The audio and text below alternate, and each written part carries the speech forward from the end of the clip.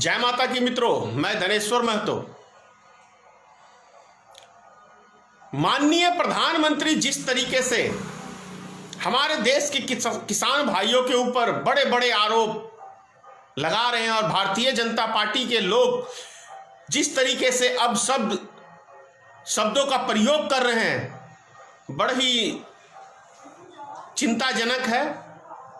इससे तो मुझे यही लगता है कि यदि हमारे देश के किसान अन्नदाता आज अपने हक की बात कर रहे हैं तो उसको जिस तरीके से भारतीय जनता पार्टी के लोग या प्रधानमंत्री या गृह मंत्री या एबीसीडी कोई भी बीजेपी का छोटा बड़ा नेता जिस तरीके से किसान को यह कहने से बाज नहीं आ रहे कि किसान को भड़काया जा रहा है, प्रधानमंत्री के मुख से विपक्ष भड़का रहे हैं और इनके बाकी नेता कोई नक्सलवादी, कोई उग्रवादी, कोई खालिस्तानी, कोई पाकिस्तानी, इन सब शब्दों का प्रयोग कर रहे हैं और बोल रहे हैं कि ढोंगी है किसान, ये किसान है ही नहीं। तो इससे तो यही प्रतीक होता है कि यदि माननीय प्रधानमंत्री श्री नरेंद्र मोदी जी की मां यदि नरेंद्र मोदी जी से यह कहते कि बेटा किसानों की मांग जायज है, तुम किसानों के हक में फैसला दो, तो मैं दावे से कह सकता हूं कि भारतीय जनता पार्टी के प्रधानमंत्री श्री नरेंद्र मोदी तनिक भी देर नहीं लगाएंगे कहने में कि मां हो सकता है आपको किसी विपक्षी पार्टी ने तो भड़का नहीं दिया। यह कहने में मोदी जी को देर नहीं लगेगा, अपनी मां को भी, क्योंकि जब इस देश के अन्नदाता को यह कह सकते हैं कि आपको विपक्षी भड़का रहा है तो इसको अपनी मां को भी कहने में देर नहीं लगेगा कि माता श्री जरूर आपको कांग्रेसी ने या वामपंथियों ने या किसी ने आपको भड़काया होगा। यह है चाल चरित्र मोदी जी आपका, क्योंकि आप इकलौते दुनिया के ऐसे व्यक्ति हो कि झूठ खुद बोलते हो, मक्कारी खुद करते हो, दलाली खुद करते हो, गुलामी खुद करते हो और सारा आरोप विपक्ष पे मर देते हो। ये आप में खूबी है।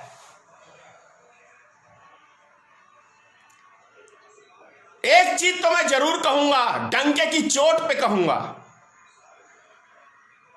कि आज जो व्यक्ति हमारे देश के अन्नदाता के साथ खड़े नहीं हैं, वो व्यक्ति 100% वो इस देश के शुभचिंतक नहीं है, इस देश के नागरिक के शुभचिंतक नहीं है, क्योंकि आम जनता अभी भूल रही है।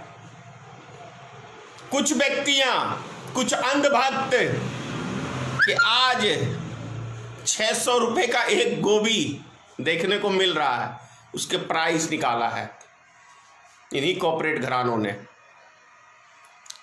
तो ये ना हो कि जो अनाज आपको 30-40 रुपए किलो मिल जा रहा है, वो ऐसा ना हो कि 500 रुपए किलो खरीदने पे आम जनता बेबस हो जाए। तो सोचो अपने लिए, किसानों का कुछ नहीं बिगड़ेगा, क्योंकि किसान के पास तो खेती है, वो अनाज उपजा के खुद दुनिया को खिलाते हैं, उनका कुछ नहीं बिगड़ने वाला है। बिगड़ेगा तो इस देश के आम नागरिक का बिगड़ेगा, अंधभक्तों का बिगड़ेगा, किसी दूसरे तीसरे का नहीं बिगड़ेगा।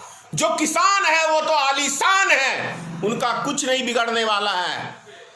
तो आप लोग, यदि कह रहा हूं अभी भी समय है, देश के अन्नदाता का साथ दो, क्योंकि देश की अन्नदाता आपकी लड़ाई लड़ रहे हैं, आपकी वजूद की लड़ाई लड़ रहे हैं, वो अपने लिए नहीं लड़ रहे।